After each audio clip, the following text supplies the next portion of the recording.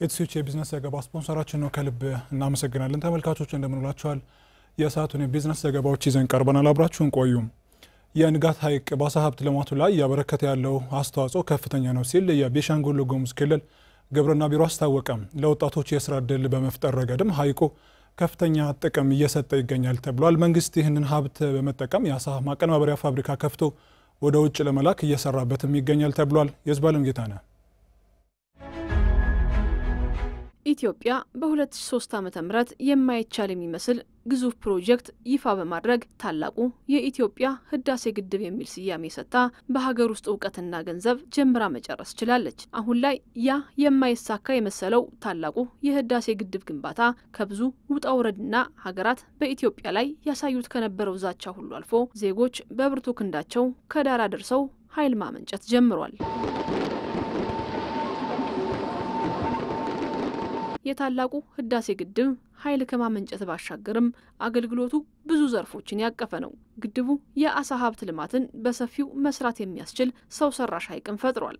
ሐይቁ ለወጣቶች የስራ ዕድል ፈጥሮ በአሳ ሀብት ልማቱ ተጠቃሚ እንዲሆኑም እያደረገ ይገኛል። ህዳሴ ግድብ ከኃይል ማመንጨት በተጨማሪ በአሳ ምርት ለስራት ወጣቶች ከፍተኛ የስራ ዕድል ፈጥሯል።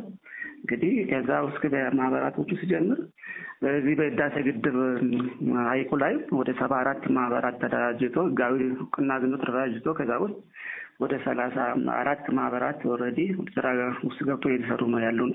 ከ5800 ቶን በላይ የአሳ ምርት ግድቡ በ2017 ዓመተ ምህረት ብቻ መስጠቱም ተረጋግጧል። በ2017 ዓመተ ምህረት ከህዳሴ ግድብ የተመረተ የአሳ ምርት ስናል 5895 ቶን በአሳ የተመረተ ሆኖ መረጃዎች ያሉ በ2017-2018 ከሐምሌ ወር ጀምሮ ማለት ነው እስካሁን ወደ 1435 ቶን የአሳ ተመርቷል።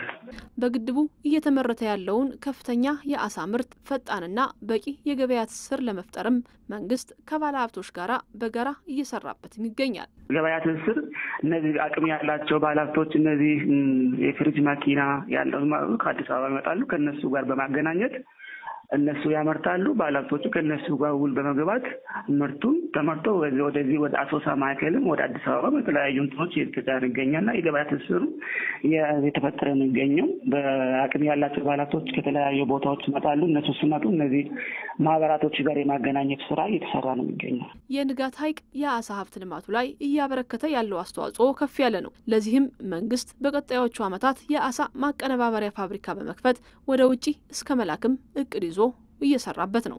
አሁን አፈራችንን እንታደጋለን ግሪን ሌጋሲ ስላለ ተጨማሪ ዝናብ እናገኛለን ውሃ ሴቭ እናደርጋለን። ከዚያ ግን እናስፋውካል አሳውን ተመልከቱ 60 70 80 ኪሎ ግራም የሚመዝኑ አሳዎች አሉ።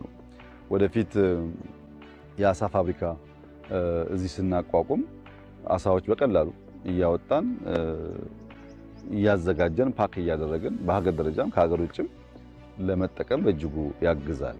የህዳሴ ግድብ የአሳ ሀብት ልማት ከሀገር ውስጥ ፍጆታ አልፎ የውጭ ምንዛሬ በሚያስገኝ መልኩ ከተሰራበትም ግድቡ በኤሌክትሪክ ኃይል ከሚያበረክተው ኢኮኖሚያዊ ፋይዳ ባሻገር የሚሰጠው ተጨማሪ ሀገራዊ በረከት ከፍተኛ መሆኑን የሚያሳይም ይሆናል።